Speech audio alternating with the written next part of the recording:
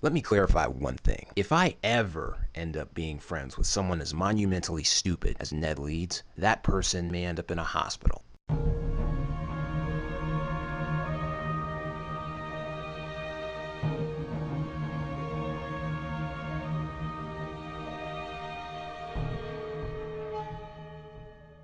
If I had to summarize Spider-Man Homecoming in one word, it would be obligatory. It's neither the Spider-Man movie we deserve nor the one that we need right now. Before I tear this movie a new one, allow me to make myself clear. I like Spider-Man. I grew up with the 1990s animated series, and I've seen Spider-Man Unlimited. When the first Spider-Man movie came out, ABC Family had a marathon called Spidey Mania, back when it was called ABC Family. During Memorial Day weekend, it played an episode of The 60s Show, Spider-Man and His Amazing Friends, the Fox series, and Spider-Man Unlimited. I've seen video game walkthroughs for Spider-Man Shattered Dimensions and Spider-Man Edge of Time, and I've basically watched the out of the sadly underrated and short-lived Spectacular Spider-Man. And I've seen every episode of the MTV Spider-Man series. And before you ask, the only episodes I've ever seen of Ultimate Spider-Man are in the Webbed Warriors section, specifically the 4-part Spider-Verse special, and that's about it. I suppose what I'm getting at is, I'm a very casual Spider-Man fan, so I have a very general opinion of what Peter Parker / Spider-Man is and what he should be, and the Spider-Man that we have here is just all over the place. Of the 5 Spider-Man movies we've had prior to this movie, I've only been able to see 3 of them in theaters. Spider-Man 1, Spider-Man 2, and The Amazing Spider-Man. Captain America Civil War doesn't count because it's a cameo. I'd hoped to see Spider-Man 3 in theaters because Venom, but I wasn't able to, and I chose not to see Amazing Spider-Man 2 in theaters because boring-ass Green Goblin, and because I knew it was the Death of Gwen Stacy movie. The first thing that needs to be acknowledged about Spider-Man Homecoming is the deal between Sony and Disney Marvel. Lately, Sony hasn't had the best track record with their films, see Spectre or Ghostbusters. I'm not saying that Spider-Man Homecoming is any better or worse than Spectre or the Ghostbusters remake. Spectre wasn't as offensively stupid as Die Another Day, Goldmember references aside,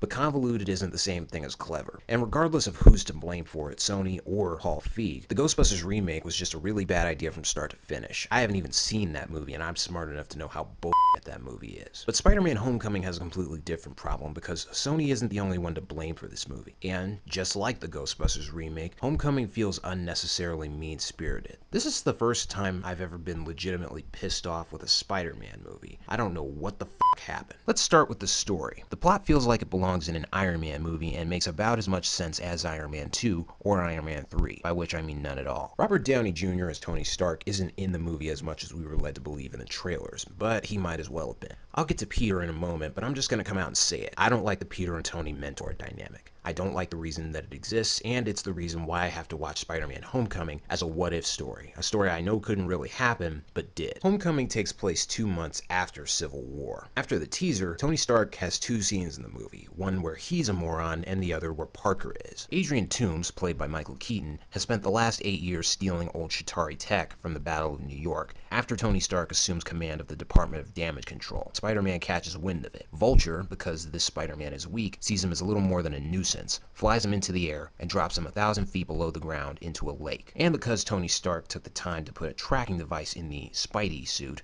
he pulls him out. Peter tries to explain that the Vulture has access to alien tech that the Avengers presumably confiscated from the New York incident, and Tony tells Peter to stay where he is, saying that he has people who can deal with the Vulture, which is basically Iron Man speak for sit the fuck down. Tony, why are you allowing yourself to be stolen from by terrorists again? Vulture isn't a damn smurf. Do something, motherfucker!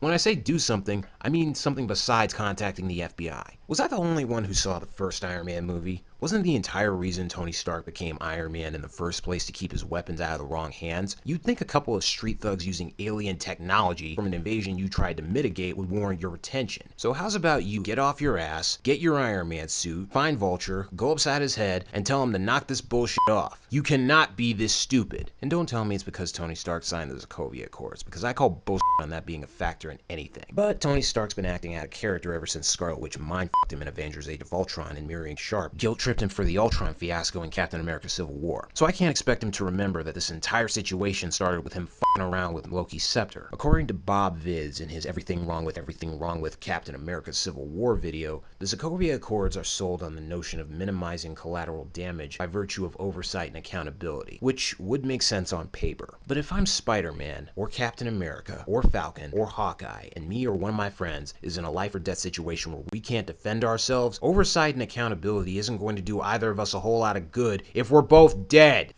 The Sokovia Accords. And let's be honest with ourselves, the only reason the Peter and Tony relationship even exists in this movie is because of that stupid Civil War comic, which I consider to be the worst thing to ever happen to Spider-Man, yes, worse than Spider-Man 3. And before you even think about bringing up One More Day in the comment section, let me remind you that story wouldn't have happened if it wasn't for Spider-Man's unmasking in Civil War, which is just another cheap-ass publicity stunt like the death of Gwen Stacy. It's not just Tony who's a moron in this movie. The movie constantly plays Adrian Toomes up as an everyman who's stealing from corporate bigwig Tony Stark and tries to appeal to Peter's little guy sensibilities after he discovers through no effort whatsoever that Peter Parker and Spider-Man are the same bastard. We're the ones getting stepped on, they don't care about us, so why should we care about them, is essentially what Toomes is getting at. And given how much of a moron Tony Stark's been acting like lately, I'd argue he almost deserves to be stolen from. It's played as a reveal that Liz Allen, the girl Peter Parker has a thing for, is actually Adrian Toomes' daughter, and that she's the family he's stealing for. But one, Toomes is just Whiplash from Iron Man 2, and he's just a thug with a jetpack